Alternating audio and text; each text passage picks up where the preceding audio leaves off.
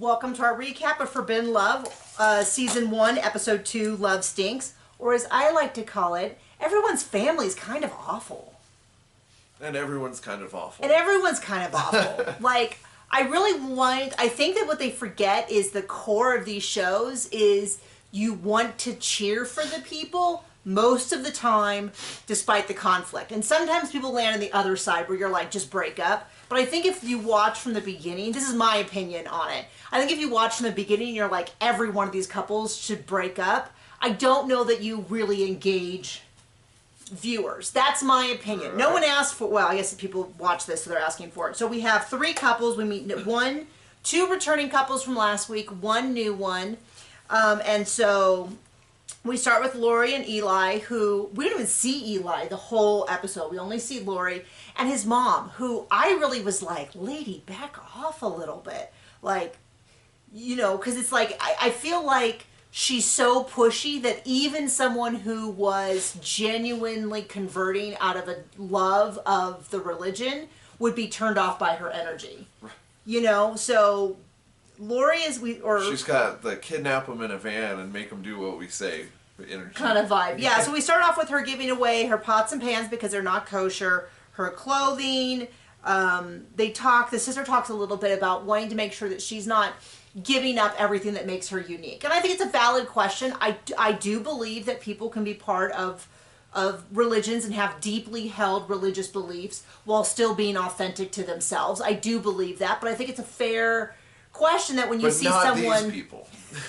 When you see people making dramatic changes, asking, is this really authentic, or are you sort of masking part of who you are to try to fit in? I think it's very reasonable when it's a partner.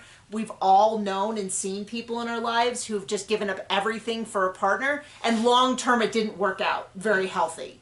I mean, you know, you go around the block a few times, you start to notice a pattern, and you start to kind of be like, what's going on here? So her and the sister are talking, and one of the things they talk about is wearing wigs. As the mom describes it, by Jewish law, they must wear wigs when married. Every Jewish law. And I kind of thought, aren't there a lot of Jewish women who don't follow that? So I feel like it'd be more fair to say, in this Orthodox, in our church or our temple. Sorry, I'm using Christian terminology instead of Jewish terminology, but yeah, this is what we believe is the correct interpretation of the law. And I get on Christians about that as well, so don't you worry for a second about their tendency to be like conflating what their interpretation of the text is and the religious beliefs are versus, and anybody who falls out of that is lost and fallen and all of that. We'll get to plenty of that. So the sister asked about the wigs, what about a sheet between you, but she does clarify that there is one accepted position for a man and wife to lay with each other. Gee, that sounds exciting. I'm sure it can get the job done. And so then she meets Jackie, Eli's mom, and the energy I get from her right now is that she is the test giver. She is the proctor in an exam and Lori is the student, and she wants Lori to fail in this because she is. First of all, I don't think it's the mom's or the parents or the family's job to just, because basically she's just like, well, you need to do this. You're going to be the mother to his children, so blah, blah, blah. And I was kind of like, no part of this did I feel like she liked Lori as a person, cared for her, honored her as a unique individual, was wanting the best for her. I felt like she was going out of her way to make it uncomfortable. Because I mean, it's like, I don't wear wigs, but I could see there's definitely some practical benefits when they present things like you can just throw them on over your existing hair. You don't have to, you can have them styled. You can just drop them off and be like, hey, can you style this? You can get a new color, a new this, a new that, all of that kind of stuff. Okay. But they, first of all, put on, and she absolutely knows, they put on the darkest wig, and it absolutely washes her out. And instead of saying things like, wow, you look really beautiful, you look great in all of these, it was, it's so much fun to be able to switch them, stuff like that. Instead, they're like, this is what you must do. The lady in charge of the store was like, my job is to help people feel comfortable. And then you never hear from her again. Yeah, right. She did no like trying to make her comfortable, none of that. And so I just kind of walked away.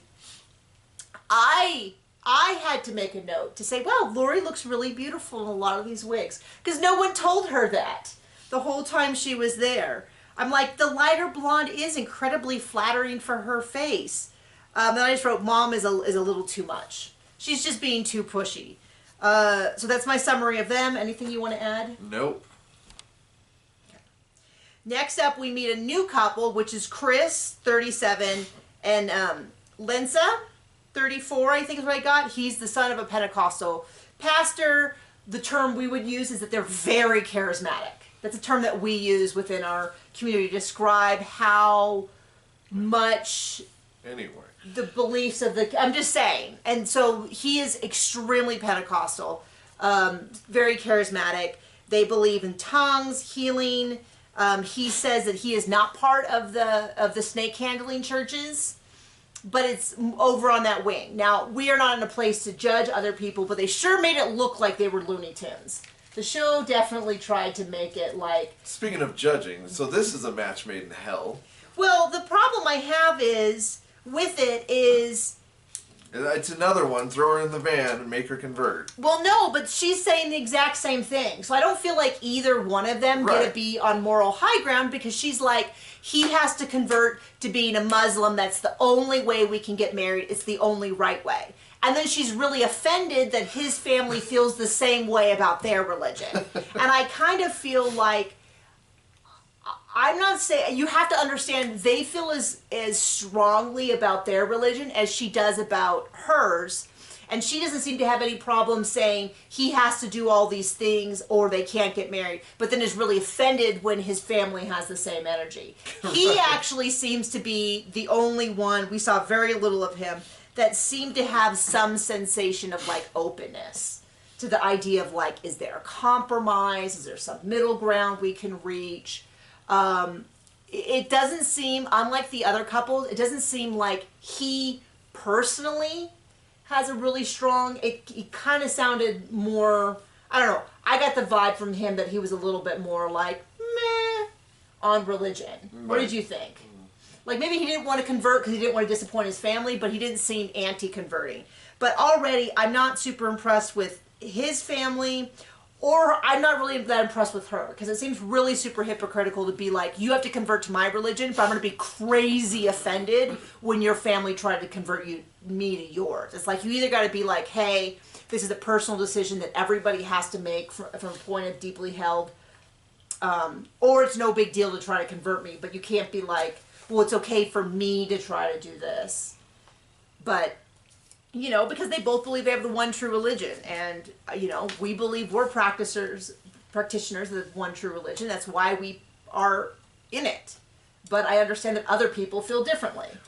So I don't know what to say. So they describe it, you know, she's had 2 arranged marriages and neither one went well. They both worked out. Oh, no? Oh, no, they did not. They met in an online work group chat, which I immediately wrote, sounds like an HR violation. He drove 6 hours to go visit her. They had a very nice date. He didn't pressure her into anything. She seems to have really taken a liking to him, but then she's very quickly to say, if he doesn't convert, we won't get married. I don't know. It seems like... Doesn't sound like it's working out for you that way, so I don't know. And it doesn't sound like it's that great. Just saying. Speaking of people who I like even less... our last couple, I forgot to write down any time codes. Oh well. Nice. Is Ashley and Muhammad. Ashley's family has a mix of, there's some pretty racist undertones going on, but also some legitimate concerns. Right. He seems to have some very legitimate beef with her family, and also some behaviors I personally do not like. Well, it's not like they called him a terrorist. Oh, wait, they did. Yeah, so they call him a terrorist. And then they lie about it. But then, well, I shouldn't say they. Specifically, the sister Jennifer said it. But they also share some very valid concerns, which he immediately demonstrates on camera. Right. You mean, because they're like, we're really concerned with the way that he's always controlling her and he's using words like she has to obey him. We're just really concerned because we know that's not how we were raised, and they don't imagine that she's very happy or healthy with Well, and the first this. scene is him just going, oh, whatever, with the rules about how he has to dress. That really bothered me. But, you know, she's gotta follow him because he wants her to, but he doesn't have to because, you know, right. So God's not that important. So one of the first things we've seen is he's complaining about her dress. She should dress differently. She should dress differently. It's important. It's Muslim. It's all this stuff. It has to be done this way. And then she's like, he doesn't follow the rules. He's not supposed to be showing certain areas of his body either. And he just goes, well, that doesn't matter. Absolutely see red. Absolutely. I don't care what it is. It's crazy hypocritical. It tells me a lot about who he is because he doesn't even say a thing like, okay, I'll do it differently. Let's both go change then. Because she's like, well, you're showing off your knees and stuff, and you're not supposed to show that off. And she's like, when we're at the beach, he'll take off his. The attitude of controlling and obeying and hugely hypocritical which is often a problem in these controlling religions. Is there's usually a lot of hypocrisy around.